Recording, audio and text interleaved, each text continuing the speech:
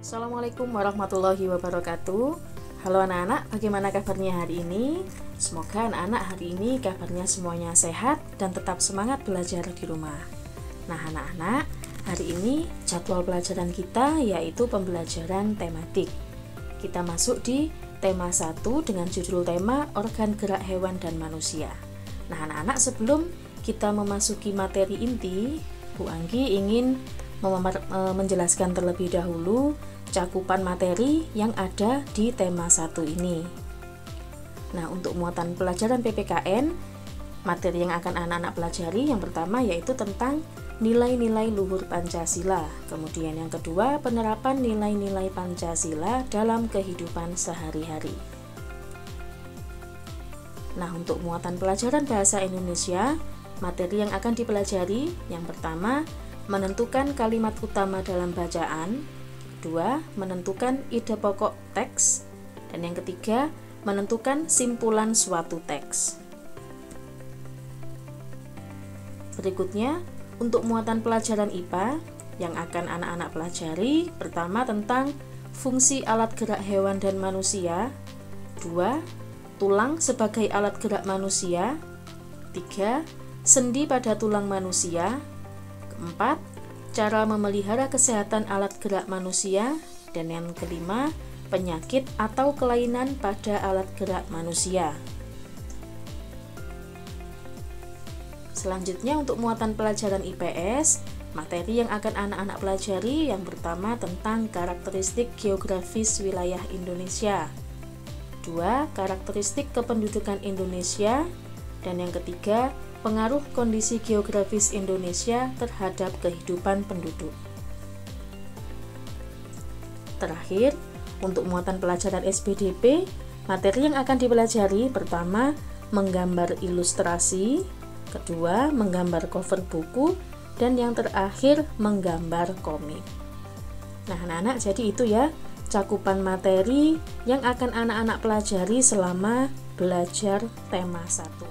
Nah, untuk hari ini kita akan pelajari terlebih dahulu muatan pelajaran PPKN, yaitu tentang nilai-nilai luhur Pancasila dan penerapan nilai Pancasila dalam kehidupan sehari-hari.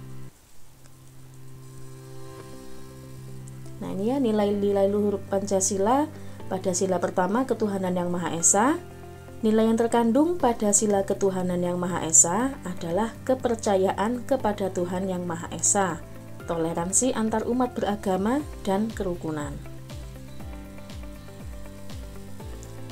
Sila kedua, kemanusiaan yang adil dan beradab. Nah, nilai yang terkandung pada sila yang kedua ini adalah persamaan derajat, kemudian tenggang rasa, dan peduli kepada orang lain.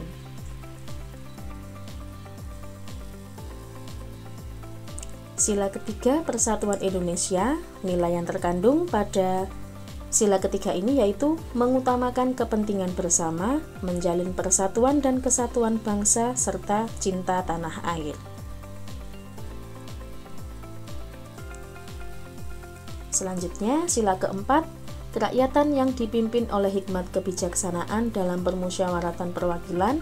Nah, nilai yang terkandung dalam sila ini adalah mengutamakan musyawarah dalam membuat keputusan bersama dan menghormati perbedaan pendapat. Yang terakhir, sila kelima, keadilan sosial bagi seluruh rakyat Indonesia. Nilai yang terkandung di dalamnya adalah bersikap adil dengan menjaga keseimbangan hak dan kewajiban. Nah, anak-anak, selain yang sudah Ibu sebutkan tadi, ada beberapa lagi nilai-nilai luhur Pancasila yang disajikan dalam tabel berikut ini. Untuk sila pertama, nilai-nilai luhurnya yaitu hubungan masyarakat Indonesia dengan Tuhan Yang Maha Esa. Kemudian sila kedua, nilai-nilai luhurnya hubungan antar manusia merupakan hubungan yang sama derajatnya, baik itu laki-laki maupun perempuan. Kemudian yang ketiga, nilai-nilai luhur Pancasila, nilai kebangsaan dalam masyarakat Indonesia yang bersatu. Kemudian untuk sila keempat, nilai-nilai luhur Pancasilanya yaitu musyawarah untuk mencapai mufakat dalam menyelesaikan masalah yang ada. Dan sila kelima, nilai luhurnya yaitu setiap warga negara perlu berupaya mewujudkan keadilan sosial dalam masyarakat. Nah, anak-anak, sekarang kita beralih ke penerapan nilai-nilai Pancasila. Nah, ini yang pertama kita bahas terlebih dahulu penerapan nilai Pancasila di lingkungan rumah. Di sini bisa kita perhatikan ada keluarga ya. Keluarga ini sedang berdiskusi untuk menentukan tempat liburan. Nah, dari sikap-sikap yang ditunjukkan dalam keluarga ini ada beberapa, yaitu ya, ini yang pertama, berdiskusi saat menentukan tempat berlibur sesuai dengan nilai luhur dalam sila keempat. Nah, jadi pada saat mereka berdiskusi berarti mereka ini sedang menerapkan sila keempat Pancasila. Nah, kemudian sikap orang tua yang menghargai pendapat anak-anaknya saat diskusi itu sesuai dengan nilai luhur dalam sila kelima Pancasila. Nah, selanjutnya, sikap mau menerima hasil keputusan diskusi itu sesuai dengan nilai luhur dalam sila ketiga Pancasila.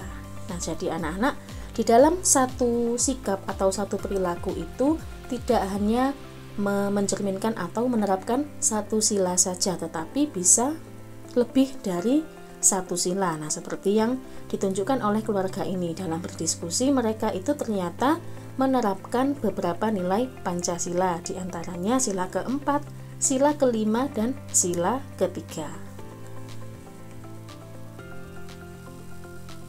Nah, selanjutnya di lingkungan sekolah ini kita bisa lihat ada sekelompok anak yang sedang berupaya untuk memberikan bantuan kepada teman yang sedang terkena musibah. Nah, ini keterangannya, kepedulian kepada teman yang sedang tertimpa musibah itu sesuai dengan nilai luhur sila kedua Pancasila. Nah, kemudian saling toleransi antar teman yang berbeda agama itu sesuai dengan nilai luhur sila pertama Pancasila. Dan berikutnya, berdiskusi untuk menentukan jenis bantuan bagi teman yang tertimpa musibah sesuai dengan nilai luhur sila keempat Pancasila. Nah, selanjutnya di lingkungan masyarakat, memberi hak penumpang lain untuk duduk nyaman di dalam angkot dan membayar ongkos sesuai tarif kepada sopir itu sesuai dengan nilai luhur sila kelima Pancasila.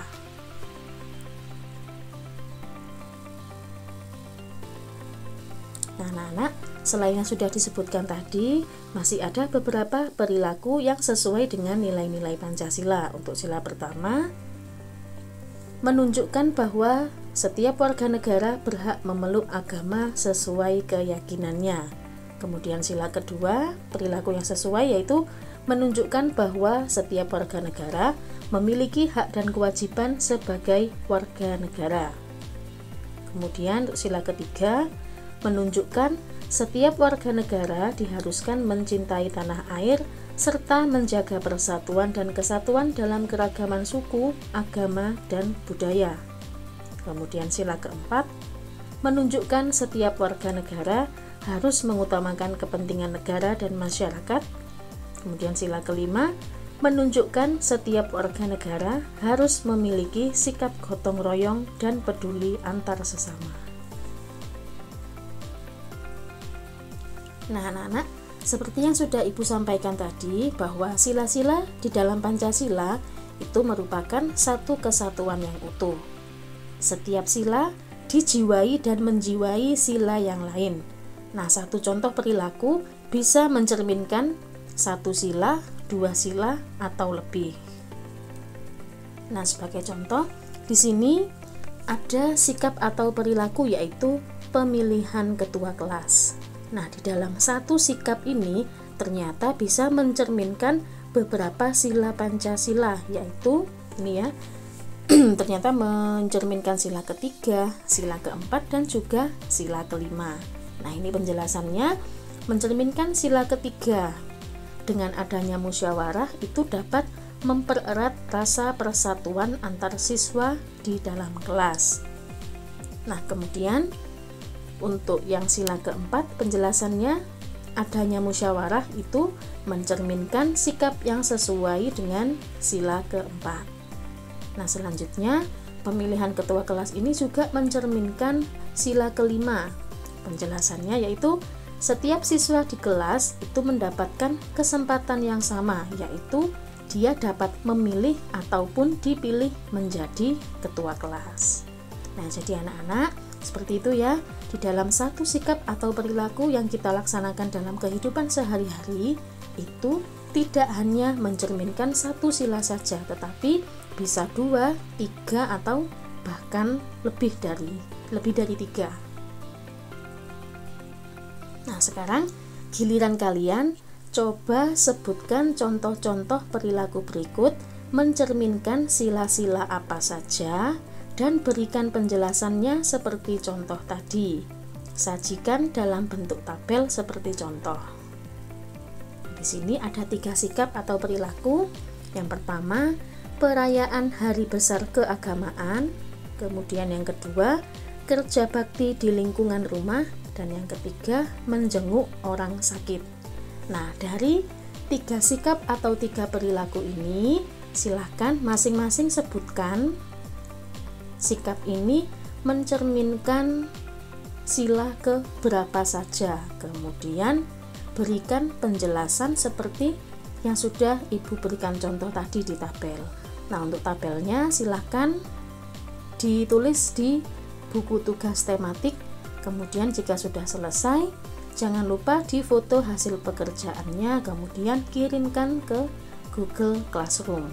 Jika anak-anak menemui kendala, silahkan anak-anak boleh bertanya melalui WA grup maupun WA pribadi. Nah, anak, demikian pembelajaran kita pada hari ini. Mudah-mudahan apa yang Ibu sampaikan bermanfaat untuk anak-anak, dan jangan lupa anak-anak tetap semangat belajarnya, patuhi protokol kesehatan dimanapun kalian berada. Selamat bekerja, terima kasih. Wassalamualaikum warahmatullahi wabarakatuh.